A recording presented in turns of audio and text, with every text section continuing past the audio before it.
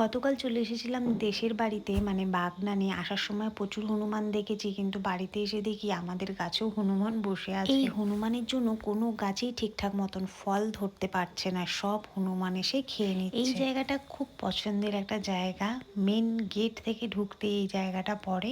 আর ফুলে দেখো পুরো ভর্তি হয়ে রয়েছে, আর নিচেও বেশ একদম ভর্তি হয়ে রয়েছে। আর সত্যি কথা বলতে হনুমানের জন্য কোনো রকমের সবজি লাগাতে পারিনি আমার শ্বশুর মশাই, নাহলে আমি যতবারই আসি না কেন পুরো সবজি গাছে ভর্তি থাকে। বাট এবারেই দেখলাম যে কোনো সবজি গাছ লাগানো হয়। আমাদের বাড়িতে দুটো কুল গাছ আছে, এটা হচ্ছে সামনেই একদম, আর আরেকটা আছে বাড়ির পেছনের বাগানে একটা কুল গাছ। সেখানে হনুমানের চক্করে তো কুল নেই বললেই চলে। এই গাছটাতে প্রচুর কুল হয়ে আছে।